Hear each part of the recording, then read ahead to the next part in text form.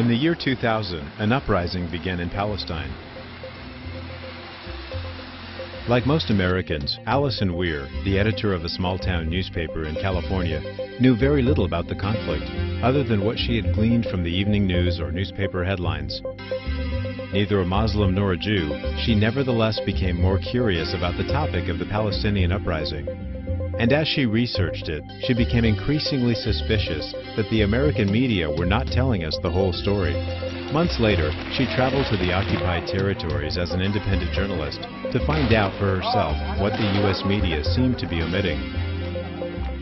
5 years ago, I guess it was, I knew almost nothing about Israel and Palestine.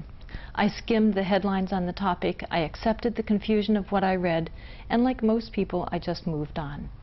At that time, I was the editor of a very small newspaper in Northern California, in Sausalito. I was writing about the local school district, the city council, the local fishing fleet. The Middle East seemed distant and really irrelevant to my daily life.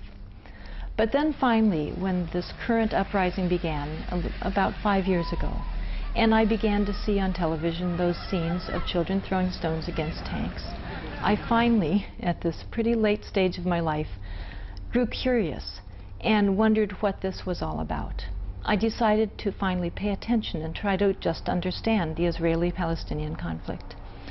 And when I did that as a journalist, I very quickly picked up something I should have noticed before, which was that we were getting a very one-sided view of this conflict. I began to look into it more seriously. I began to pay more attention to the news reports, to read them all the way through, to listen to NPR very carefully. And as I did that, I realized more and more that this was appearing to be the most distorted issue I think I had ever come across. I finally decided I needed to go and see for myself. And so began the most unusual trip that I've ever undertaken. During my month of traveling through the Palestinian territories, I had found a population under siege. Throughout Gaza and the West Bank, people were being kept virtually in prison. I found that there were Israeli military checkpoints that limited and often totally prevented, if you were Palestinian, ingress and egress from their towns and villages. And by checkpoints, I don't mean toll booths or something. I mean soldiers in combat gear carrying machine guns, often sitting in tanks. I went through residential neighborhoods that were bullet-riddled, homes with large holes in the roof through the wall, bombed-out homes. When children saw that I was interested in the spent bullets scattered on the floors, they brought them to me by the handfuls.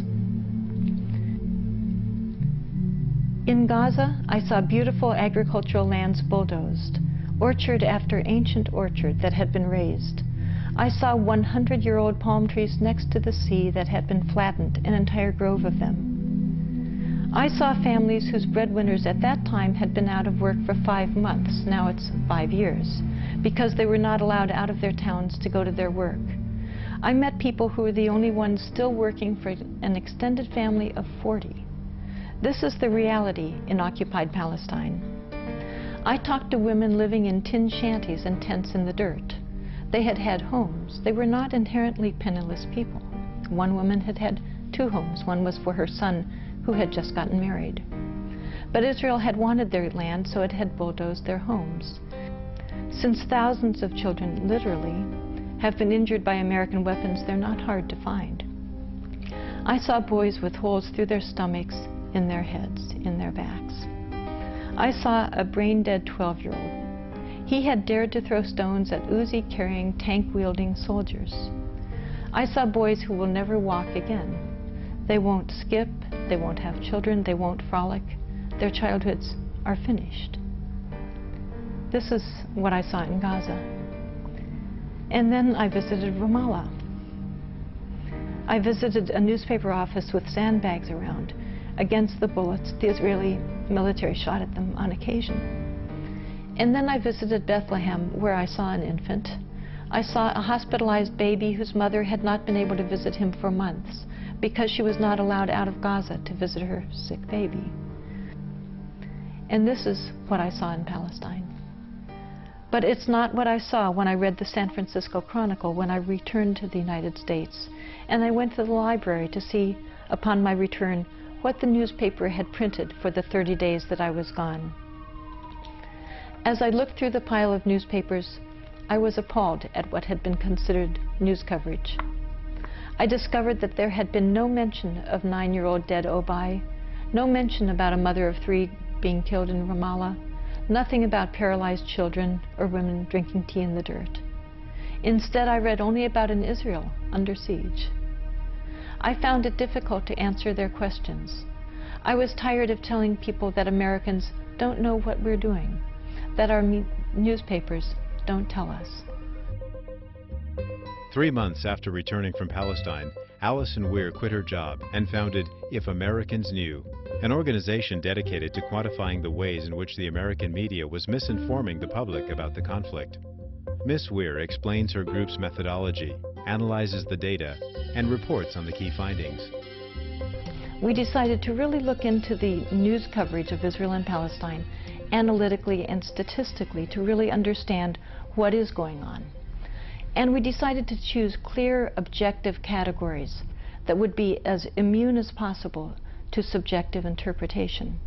And we decided to look at how deaths were being covered by our media.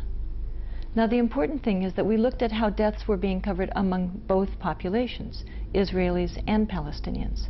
It's my view, and I'm sure yours, that they're all human beings, that all human beings' deaths are equally tragic and quite newsworthy. We looked at the first year because that's such a significant period. First impressions are so powerful. They lead us all to conclude about who initiated the violence, who is retaliating, who is the victim, who is the aggressor. It's very significant. Then we decided to also look at the coverage for last year, for 2004, to see if any patterns we discovered in the first year were then continued in the second year, or whether coverage changed significantly. We specifically studied the New York Times and the 3 major networks. We looked at ABC, CBS, and NBC, their evening primetime news shows. Now, to do this study, the first job was a very sad job, to discover how many people had been killed during those 2 years, how many Israelis and how many Palestinians. And to learn that fact, we went to an Israeli human rights organization, B'Tselem, which is very respected and quite careful in its gathering of data. It gathers information for both Israelis and Palestinians.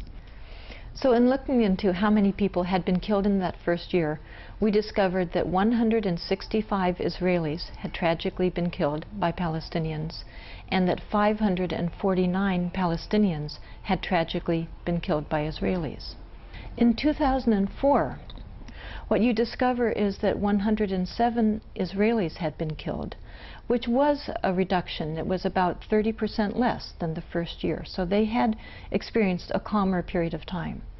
For the Palestinian population, however, you discover that the amount of death had greatly increased, that 821 Palestinians had been killed during that period. That they were, therefore, Palestinians were being killed last year by a rate of 8-to-1 over Israeli deaths. Now, keeping those numbers in line, we then looked at what the New York Times had reported and what these major networks had reported. For example, we found that ABC had covered Israeli deaths at a rate 3.1 times greater than Palestinian deaths. We discovered that CBS had covered Israeli deaths at a rate almost 4 times greater, 3.8-to-1. We discovered that NBC covered Israeli deaths at a rate 4 times greater than Palestinian deaths. In other words, just to take one example, CBS, we found that CBS was covering Israeli deaths at a rate of 202%, and they were covering Palestinian deaths at a rate of 54%. Now, of course, the question is, how can they exceed 100% of deaths? Well, what we were really astounded to see is that it was not rare for our media to exceed 100% coverage of Israeli deaths, because we were counting every mention, every report of a death that was being made of either population. And we found that quite frequently there would be follow-up reports about Israeli deaths, so that one death would often be reported on twice. So it's this kind of disparity that we discovered. Now in 2004, did these patterns get better? You would hope that maybe, you know, our reporters and our editors would improve over time. And we found that was not the case. We found that basically they held the same. And in fact, in a number of cases, the distortion that we found in the first year had grown even greater. We saw that ABC, for example, reported on 157% of Israeli deaths, and at the same time they reported on 39% of Palestinian deaths.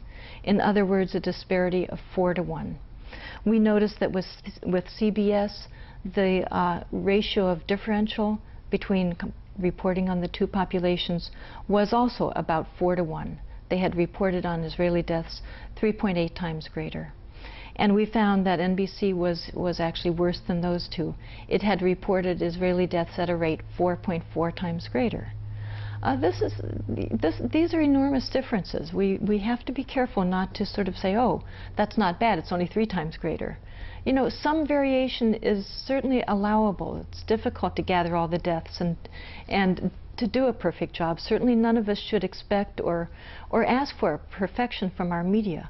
But when you have distortion that's over 2 times greater, that's a major factor, and we're seeing it 3 and 4 times greater. Now what's even more troubling is when you look at how children's deaths are being covered. Because children's deaths, of course, are especially tragic to so many of us. Almost everyone throughout the world feels that children are illegitimate targets of strife. Their deaths are intolerable. They're something that the world should prevent. So it's very important to see how our media are reporting on the large numbers of children that have been killed in this conflict. Now again, the first thing that we always should ask, and I hope we'll always remember to do this everywhere, is how many children were killed among both populations. When we hear a number among one population anywhere in the world, let's always ask, well, what about the other population? I want the full information.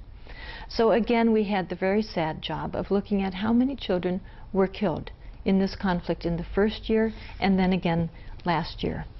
We discovered that in the first year, 28 Israeli children had been tragically killed.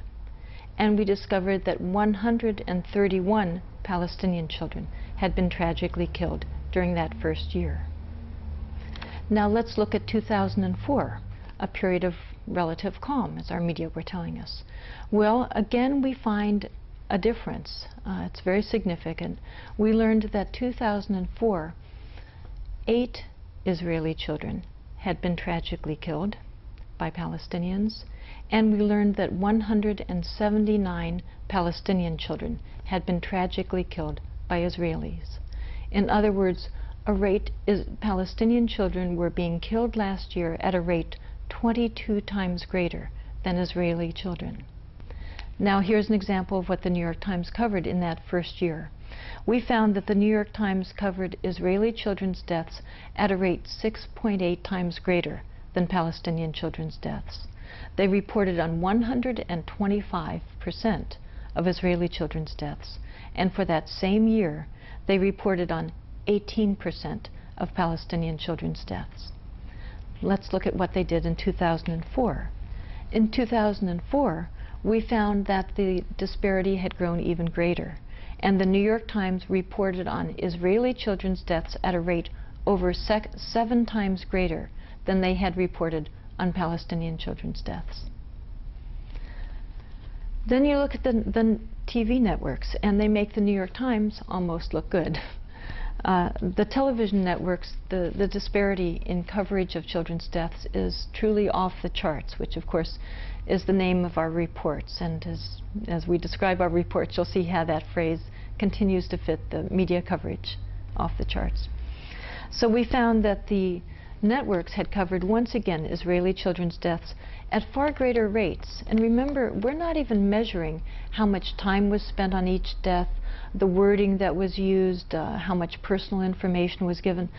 I have no doubt that that would increase this differential even far greater than I'm describing. We're just talking about a death even having been reported or having been mentioned and finding enormous distortion there.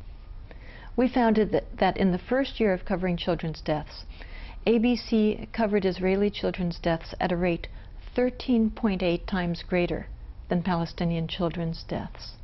We discovered that CBS covered Israeli deaths at a rate 6.4 times greater than Palestinian children's deaths. We discovered that NBC covered Israeli children's deaths at a rate about 12.5 times greater than Palestinian children's deaths. These are all children. Their deaths are all tragic. Why are we hearing about one population's deaths at a rate up to 13 times greater than we're hearing about another population's deaths? As Americans, we need full information, not information about only one population. Then we look at what the networks did in 2004. In 2004, we found that, again, this immense distortion was going on. We discovered that ABC covered Israeli children's deaths at a rate 9 times greater, CBS covered Israeli children's deaths at a rate almost 13 times greater, and NBC covered Israeli children's deaths at a rate approximately 10 times greater. Once again, a huge differential based on ethnicity in the reporting that we're getting from our media. Another way of looking at these deaths is in the following charts, where we show on one side the Israeli column is in blue, and you'll see that the top half of the column is a different shade of blue. Those are the repetitions of deaths that were reported in our media, where that makes the blue column, which is the Israeli death column, look significantly higher than the amount of death that was actually going on the ground. Then you compare that to the red column, the Palestinian column, and you'll notice that the top half, far more than half, I'm afraid, of that column is a vast empty column of Palestinian deaths that were never even reported once, making the Palestinian death column look far smaller than it was in reality. Now, of course, though, that empty column is full of tragedy. Every one of those children or men or women, whoever was killed, is still being mourned by their families, and yet their deaths were invisible to the American population, whose tax money Israel is using. That's why we have to know these facts. Another very revealing way of looking at these deaths is to chart them chronologically. In the following chart, the first line that you'll see is how the New York Times reported the deaths, the Israeli deaths. Now, in the next line, we'll show you the number of Israeli deaths that had actually occurred during that first year. Now, the next line will show how Palestinian deaths were reported in that first year. And the final line will be the number of Palestinian deaths that actually had occurred during that year. As you'll see, in time after time after time, the curves all follow the Israeli death rate, rather than the Palestinian reported deaths following their own death rate. This is startling to me, and I suspect will be startling to many people. Now, I'd like to just mention a few other studies, in addition to these major media that I've just described. Many people perhaps listen to NPR, to National Public Radio, and consider them considerably better. In fact, a number of years ago, there was a boycott and a great deal of pressure by pro-Israel organizations against NPR, saying that NPR was pro-Palestinian. Well, another organization, Fairness and Accuracy in Reporting, FAIR, a very respected media watchdog organization, did a similar study. Actually, their study preceded our studies, of NPR's coverage of deaths. The researcher who did this excellent work, Seth Ackerman, discovered that NPR was reporting Israeli children's deaths at a rate of about 90%, and it was reporting Palestinian children's deaths at a rate of about 20%. Now, does this kind of reporting continue around the country? What about smaller newspapers around the country? We found that typically the reporting actually gets even worse in other publications, partly because many of the deaths of Palestinians are reported in the very last paragraphs of newspaper reports. And so naturally, when a newspaper is cutting a long news report, they cut out a lot of the Palestinian deaths. In some cases, for example, with the San Francisco Chronicle, which used to be my newspaper, We discovered cases, however, where there were deaths reported of Palestinians. In one case of a 9-year-old boy who had been killed. The death was reported in the news story, as I recall, in about the 3rd paragraph in the wire service report. The San Francisco Chronicle foreign desk had cut out that paragraph of the report they printed in their newspaper.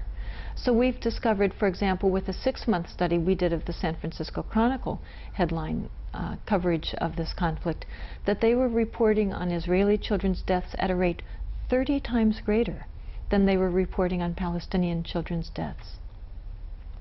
Another small newspaper, also in California, that's where I'm from, but I'm finding these are typical. We've done these studies of Connecticut and Oregon as well. But for example, with the San Jose Mercury newspaper, we did a study of their front page coverage, because again, front page coverage is very significant. And we discovered that they had in fact reversed the reality on the ground. In other words, their headlines made it appear that more Israelis were being killed than Palestinians, and in fact by a great percentage. This is just extraordinary when you think about it. Consider if the Mercury News or our networks had reported the World Series backwards. Imagine if they had reported the winner to be the loser, and vice versa. They would be the laughing stock around the country. Everyone would notice, you know, late night comedians would be making jokes about it. Here we have a situation of life and death with this kind of error being committed daily, and no one is even noticing it.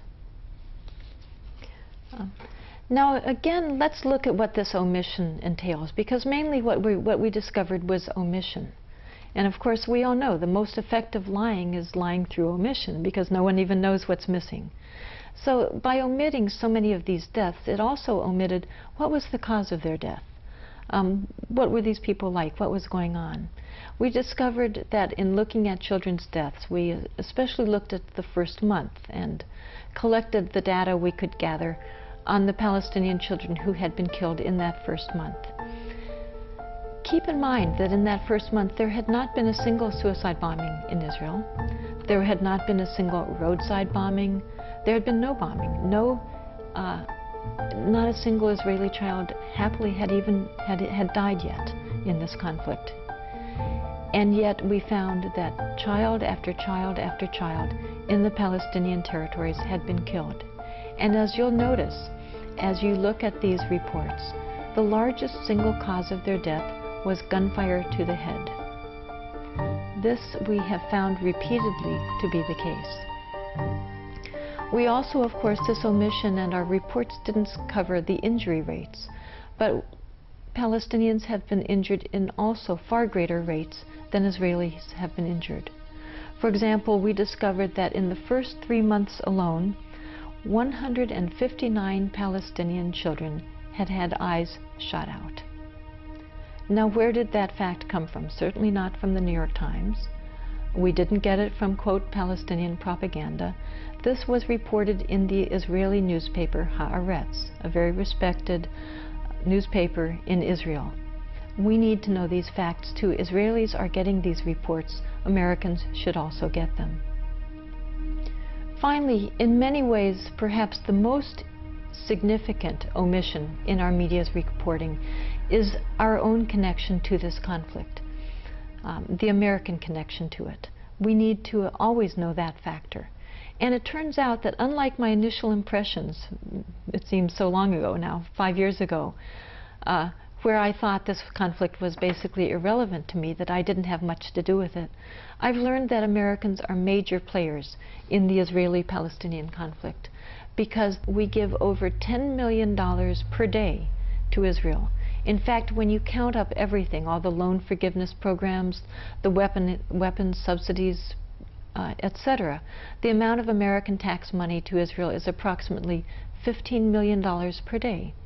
Now, if this sounds like a lot, that's because it is. It's off the charts of our foreign expenditures abroad. We give to Israel, which has a population of about 6 million people. That's the size of the San Francisco, the Bay Area, for example. We give them more than we give to all of sub-Saharan Africa put together. This is a very important statistic to know. We give more to Israel than we give any other nation on earth. Why don't more of us know this? Are we just lazy, self-absorbed people? I don't think Americans are that bad. I think most of us try to do a good job. And those of us that try to read our New York Times, listen to our network news coverage, it turns out that they are not reporting this. We did a study, for example, of the San Francisco Chronicle. During 6 months of reports, we found that the Chronicle had run many, many news stories on this important topic. In fact, you would have thought it was ample coverage. They were running more news stories on Israel-Palestine than some local issues of great importance. And yet we counted up how many times the Chronicle had even mentioned U.S. aid to Israel, and found that out of that over 250 stories, they had only mentioned aid to Israel 3 times, usually in the last sentence of a story. And how many times had they given the full, accurate figure of the amount of aid that goes to Israel? We found they had never once done that. Sadly, what I've mentioned here today is really just the tip of the iceberg about the coverage and really lack of coverage of Israel and Palestine. I cannot suggest too greatly the profound seriousness of this situation. This is potentially an apocalyptic situation, as we see tragic war in Iraq, the discussion of perhaps warfare, certainly sanctions against Iran, against Syria. This is promoting regional instability of the greatest danger to the region, to all people in the region, to the entire world, and certainly to Americans as well. We need drastically better coverage and fuller coverage of what's going on. We need the full facts. Our children, I feel, I have 3 children, I feel that our children are being placed at serious risk by American policies. Now, other Americans can and should draw their own conclusions, but they cannot draw informed conclusions without having full, unbiased information. And we're not getting that yet. We won't get that until we all demand it.